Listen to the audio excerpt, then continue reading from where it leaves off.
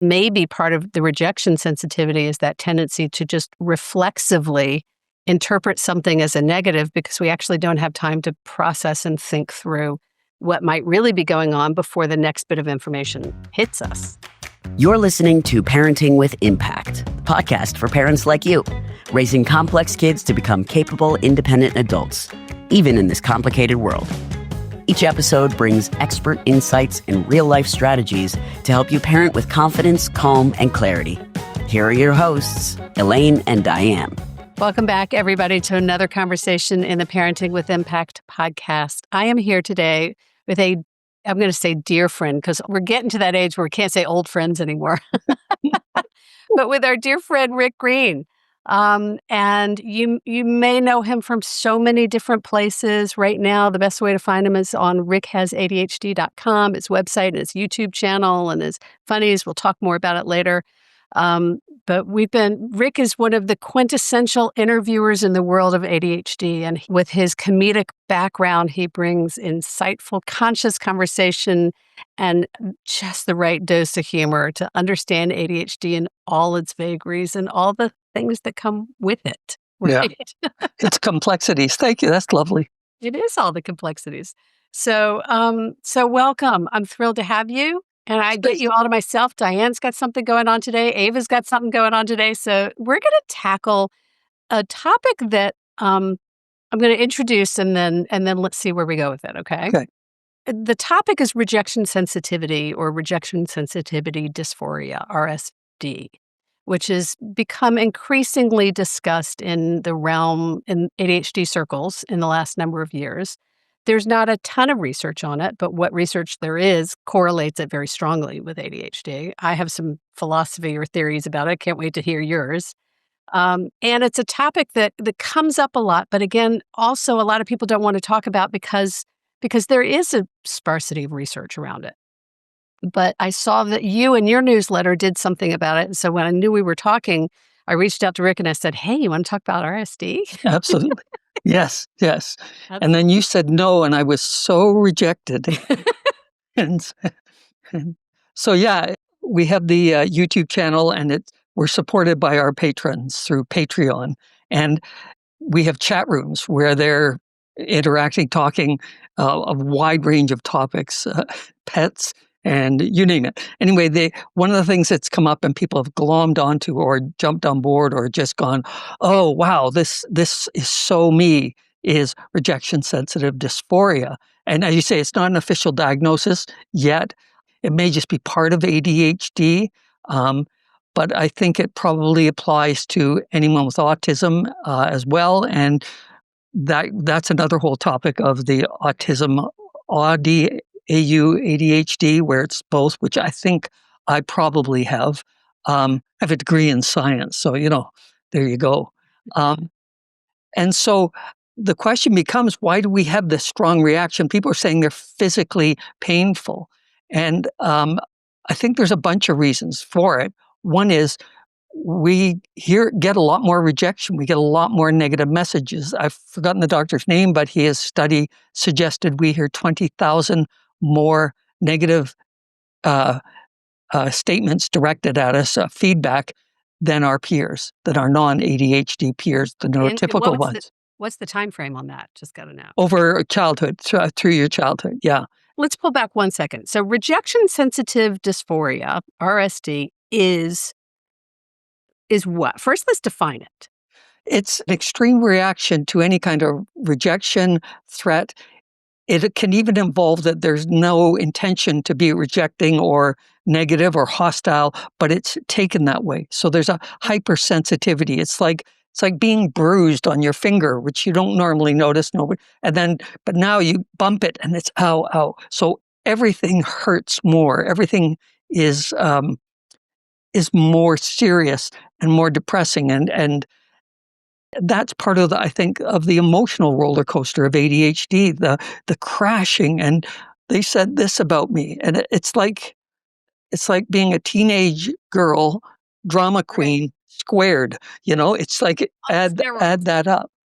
Well, and so what you're saying, and I want to highlight it, is it's feeling the pain of a sense of rejection, but it's also feeling the pain of rejection, even if it may not have actually been a rejection, but there's a fear or feeling of being rejected.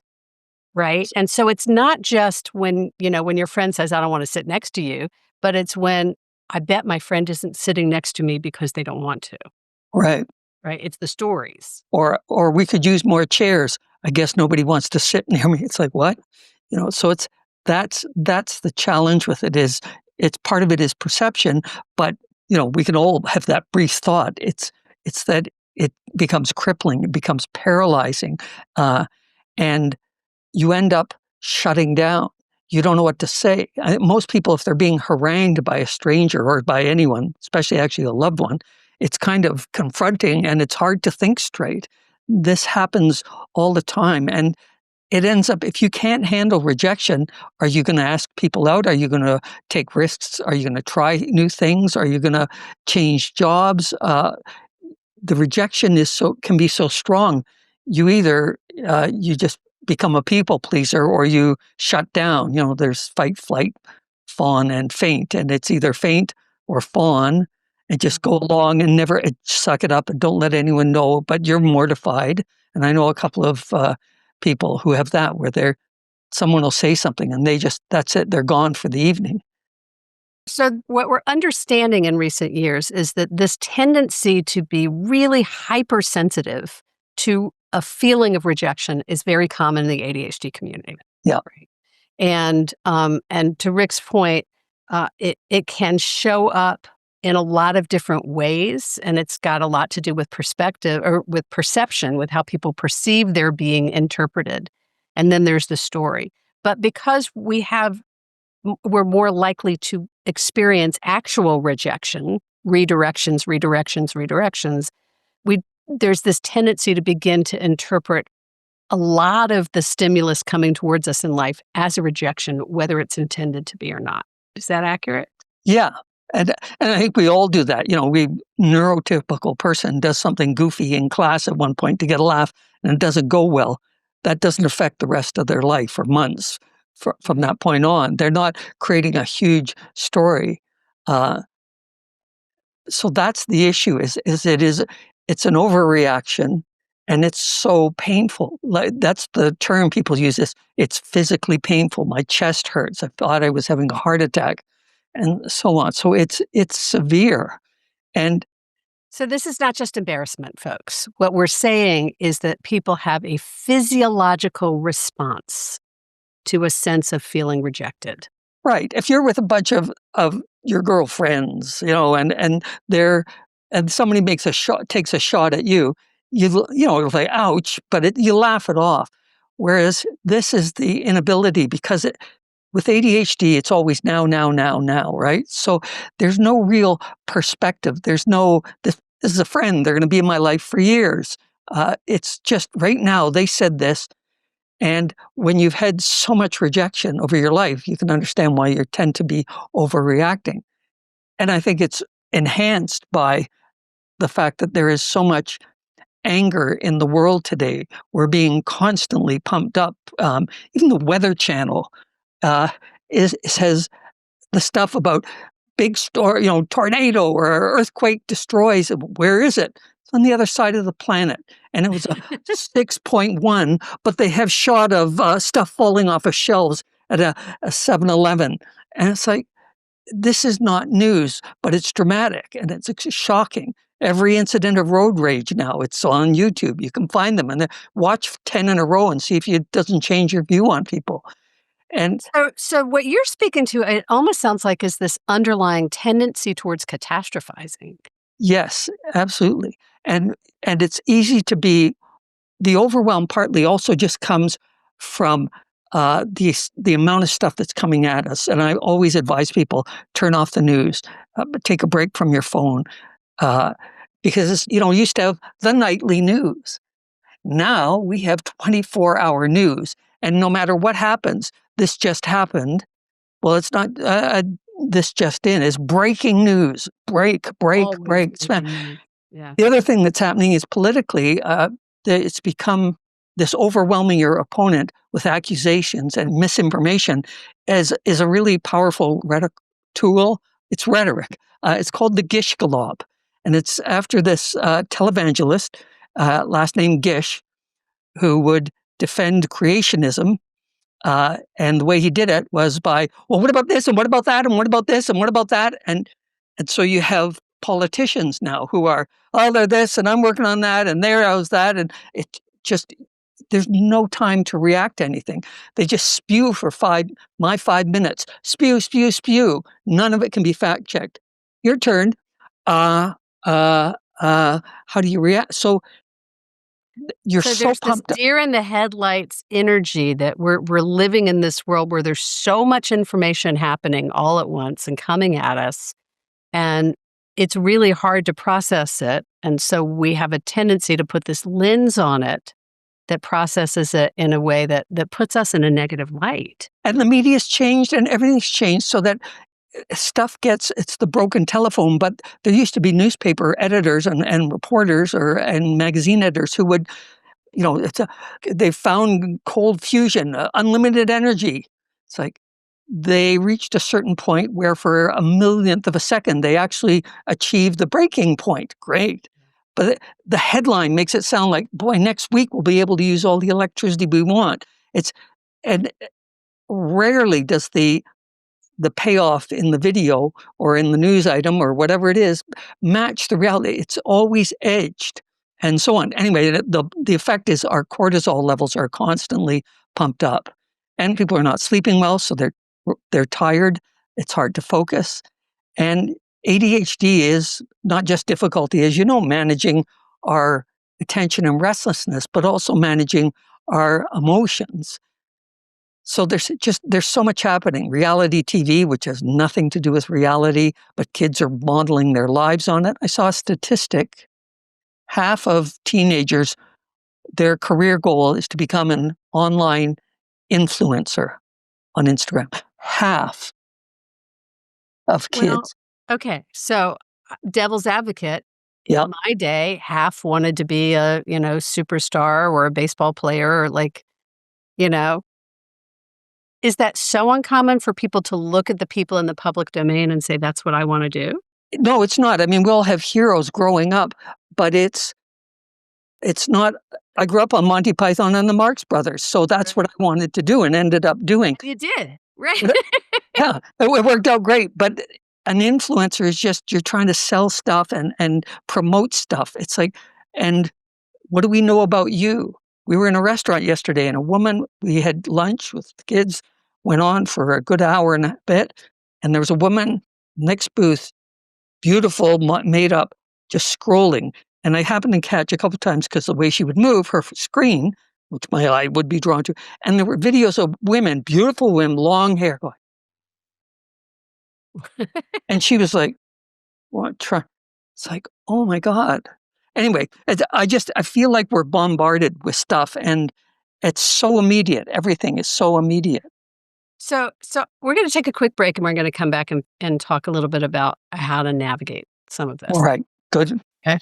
Right. Do you recognize current ADHD interventions fall short? At Dig Coaching, we have developed a new field of engineering and a new ADHD intervention called cognitive ergonomics from the inside out. To learn more, go to digcoaching.com/impact. Welcome back, everybody, to my conversation with Rick Green. We're talking about rejection, sensitivity dysphoria, and all of the things that come with it. And Rick's just been talking about all the reasons in our common society these days that we are kind of bombarded with things that add to our sense of rejection, that add to our sense of overwhelm and the difficulty in processing information and the time to process information. I think it's all coming at us so fast that we often don't have the time. And maybe part of the rejection sensitivity is that tendency to just reflexively interpret something as a negative because we actually don't have time to process and think through what might really be going on before the next bit of information hits us. Yeah, and I think we are more prone to rejection. We mess stuff up. I spilled making lunch. I dumped stuff all over the counter. It took me 10 minutes to wave it up, and I'm cursing my clumsiness. I've just done a video, or we're just working on a video about ADHD and clumsiness. There's just this constant sense of frustration and failure. And, as you well know, when kids come home from school tired, and they can explode at their parent and then come back 10 minutes later and say, let's go to Dairy Queen. And it's gone, but it's this explosion. And that's that it's always now, that. And if you say, why were you so screaming? I've seen adults do this. An ER nurse, her husband said, why were you screaming? What are you talking about? And it was that she'd get off her shift, come home and vent for 20 minutes, and then she was fine. Yeah, I have a technique for that. We'll hit that in a second. But so what I'm hearing is we have people with ADHD often struggle with managing emotions. Yes. Right? We have a dysregulation of emotion issue. It's an executive function that we may not have learned to manage yet. We don't have a lot of good role models for it in the public space right now. That's no, and often at home, it runs in families, right? We have a culture that is contributing to this now and not this immediacy of kind of assault of information. I say to parents in my community all the time, Rick, we are not raising kids now in the world we grew up in. And we've got to stop holding them accountable to what it was like when we were kids, because that world is not here anymore. We are in a whole new world. So we've got a whole lot of intensity happening in the world. And then you add to that this kind of environment of constant redirection, correction, redirection. We make a lot of mistakes. We fail. If we're lucky, we fail forward, but we have to redirect ourselves a lot, and we get redirected a lot. And that contributes to this negative self-talk and negative self-concept. Did that kind of capture? Yeah, and I think there's also the not being able to plan long-term and think ahead. There's a reason, like a lot of people with ADHD end up at 60 years old and nothing saved, and or even 40 years old and no money, but I'm going to have a house and kids. And so what are you doing about that? Oh, it's that. So that thinking. So again, it's that immediacy. So the solution, there's a bunch of things that work. Apparently, medication is helpful for managing emotion, the same ones that you would take for ADHD. And for me, yoga and meditation. I'm currently doing hypnotherapy, which is really interesting. And it's basically going inside, relaxing, and then a series, you're listening to an audio that gives you all of these statements that you process and take in and once a day. Down and giving yourself space to process. Yeah, 30 minutes a day listening to this, and then occasionally seeing the hypnotherapist, and she's wonderful. Well, and the context I would give for what you're describing at Impact, we call it activating the brain. You can do meditation, medication, yoga. You could do it in all kinds of ways, but the notion is to recognize that because it's a brain-based condition, we've got to pay attention to how are we supporting our brain and helping it be successful in dealing with what it's dealing with.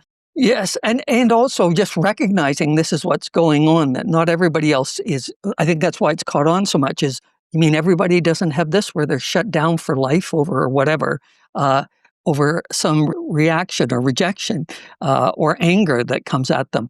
And the trick is to be able to, as it's happening, to notice it. And the key from everything I've read in my own experience is to be able to step back just enough when the other person is talking or yelling, is to step back and just notice, my chest is tight, I'm sweating, I can hardly speak, I don't know what to say, my mind is racing, now it's paralyzed, I can't even think straight. But that trick is to find that first moment, just that little aliquot of consciousness that, okay, this is what's going on. And then there's a couple of tricks that I've used. Once I realized, can I just say something about what you just said? Because the key to managing emotions, to regulating your emotions that Rick's speaking to, is that we can't manage it if we don't recognize it's happening in the first place. So we teach it as a 5-step process or whatever it is, but slow down. The first step is always to notice and recognize. So what you're saying is, look for your tells. What are the things that tend to happen in your body before you start reacting? Do your palms get sweaty? Do you feel that thing on the back of your neck? Do you feel your chest getting tight? Does your voice start to go up or voice start to go down? Does your breathing change? Begin to notice what's happening in your body that tells you that you're beginning to start feeling reactive to something. Yeah, and then the easiest thing from there is deep breaths and 3 or 4 as they're talking, just stop trying to interrupt or get your point of view in. And this is where I think it's really powerful to just simply detach and stop listening to what they're saying and pick a spot on their face and just find that interesting and just focus on that for a moment, just to give yourself time to breathe. And then once you've got that focus, if you look down, I found if I look down, then I come back and look. When a person's really upset, if I look up, I look for the fear because anger comes from fear. And so when you look for it, the boss who's shouting about what everybody in this office is doing and how far beyond, it's because he's scared to death of losing his job. He's scared. There's fear drives all of this. And so that looking for the fear tells you, oh, they're not in control. I could be the one in control. And it gives you that opportunity. Now, it's hard to do this when someone's yelling at you. And here's what I've suggested and what I've done myself. You put on a show that has a lot of screaming and yelling. There's a British show, At Home with the Something or Others. It's this dysfunctional family. It's gone on for like 5 seasons. And I couldn't watch it. It was just constant yelling. But if you watch that show and turn the sound off, you can see the fear. And then you could start adding your own soundtrack, which is, I'm just scared, woo, boo, hoo-wee. And someone's yelling at you, tune out what they're actually saying and just add your own blah, blah, blah, blah, blah, blah, blah, blah. I'm a big boss person. I'm tired, out of scared, blah, blah, blah. And you just add the goofy. And I'm a little scared, man, and now I'm going to just scream and explode like I'm Pluto. Blah, blah, blah, blah. And if you start looking for that, it just gives you this, you don't want to smile. That's going to trigger them. But it allows you to kind of calm down. And then before you get to and then, okay, I'm slowing it down because this is really, so the step 1 is to notice you're triggered in the first place. Yes. Step 2 is what the language you're describing. We call it reclaim the brain, right? You got to down regulate. You got to get to calm. Take the deep breaths, slow your brain down.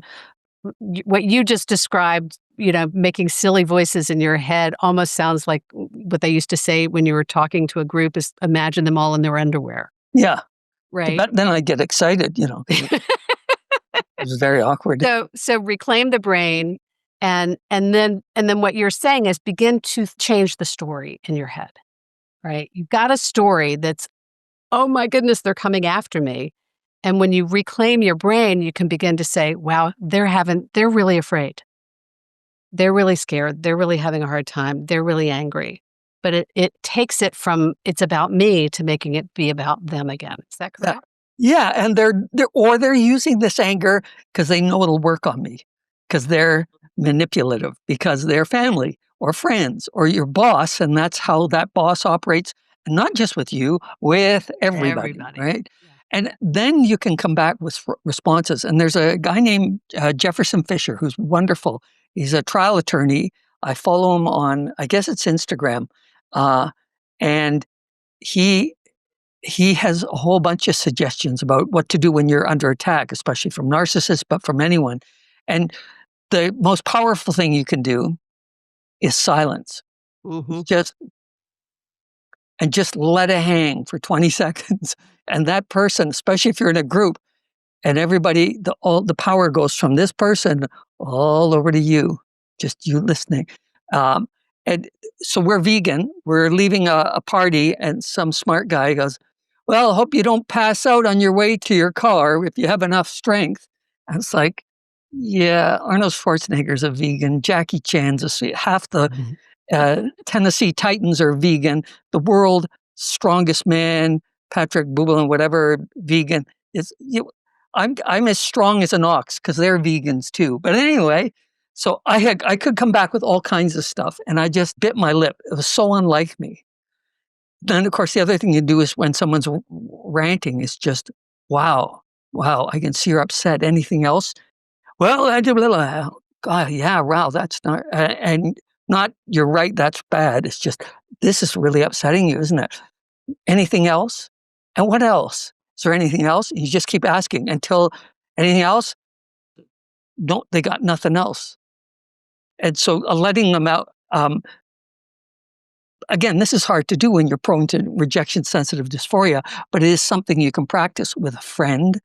And as I say, turn it. That's why I like watching a show and just being able to watch the argument and just, you have no stake in it because there's nothing they're saying matters to you. Yeah.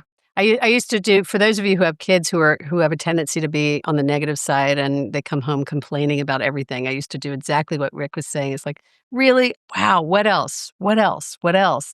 Until they were done complaining, and then he would kind of shift into what was going on that was right, because eventually they're done. Sorry, there's one more thing I should say, one more tactic. If someone's losing it, you could also just say, I could cheer up, let's take a break, or I don't respond to that tone, or let's come back to this later, or even, you know what, why don't we take a minute? I need a minute. And just so because people can get violent, or they can end up saying stuff they may not regret, who knows, but I think there's also regret. Yeah, I think there's always that, be aware of your own safety, but we're not necessarily good at reading people, so it's tricky. Yeah.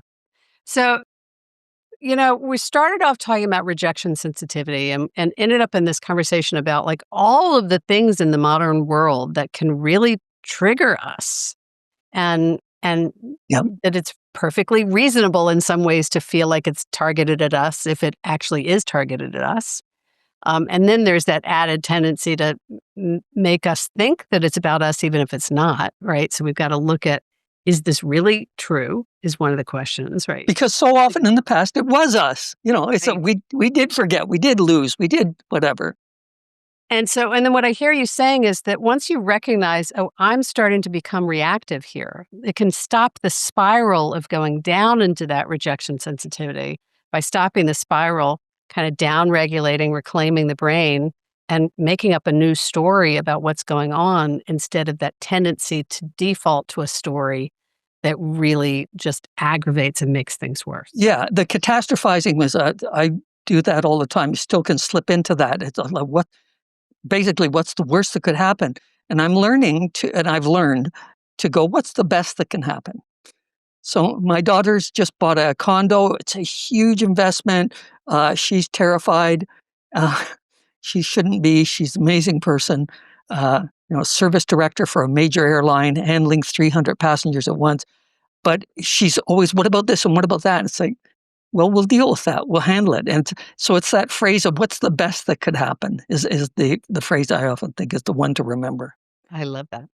So Rick, we need to start wrapping the conversation. Yeah. Let me tell people how they can find out more about you. I think I started off, and I'll bring it back again. The one and only Rick Green, everybody.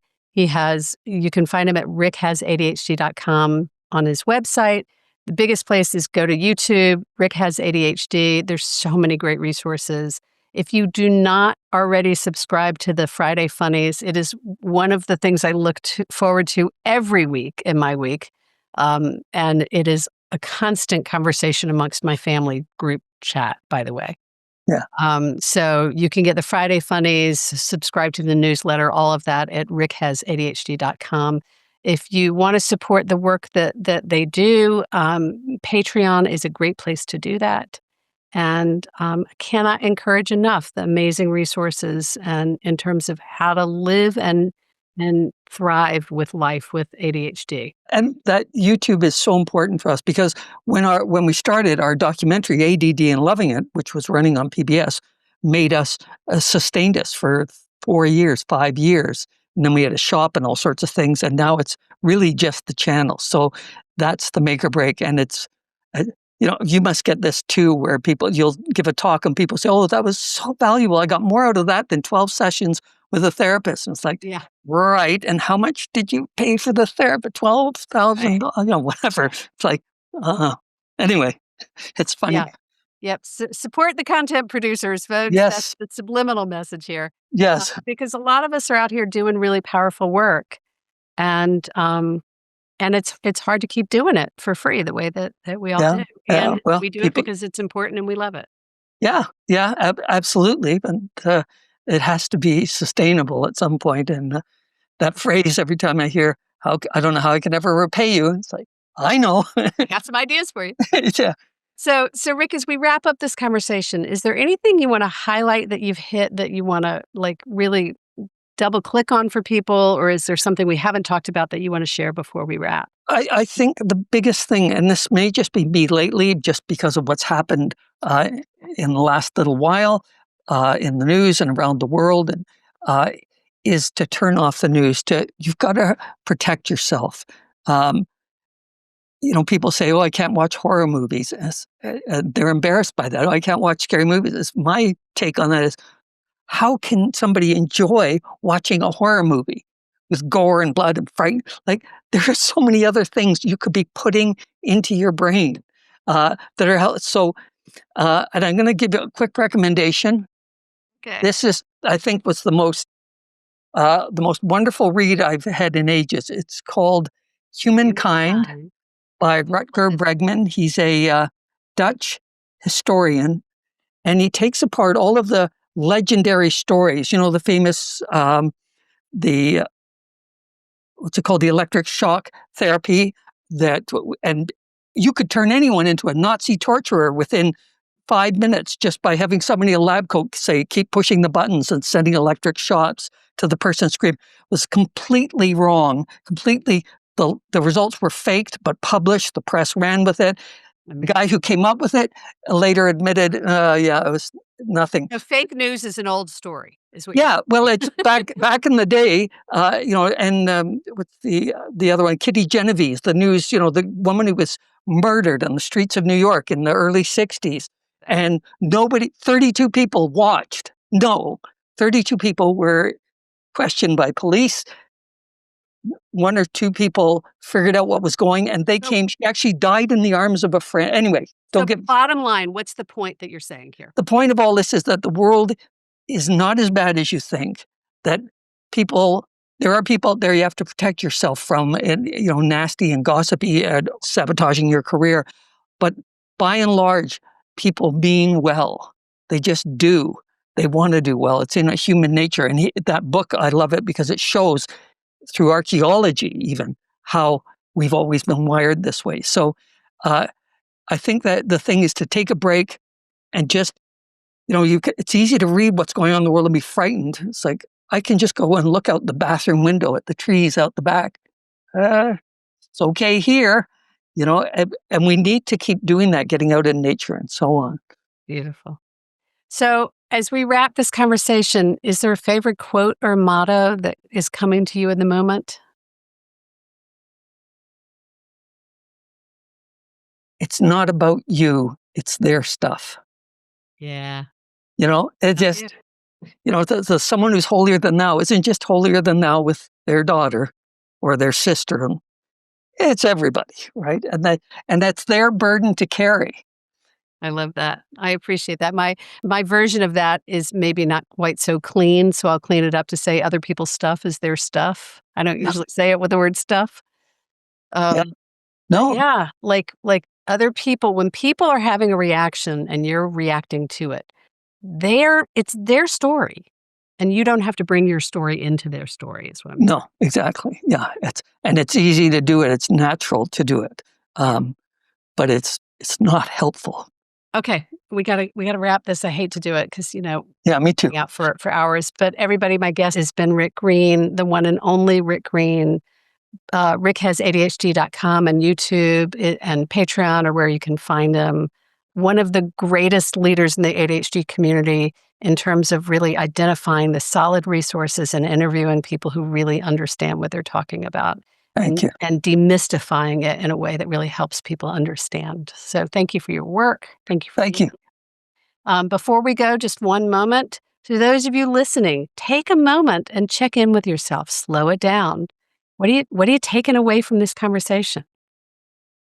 What's your insight? Rick took a nice deep breath, right? What are you aware of in this moment before you leave? What are you thinking about now that you weren't thinking about half an hour ago that you might want to take forward with you into your life this week?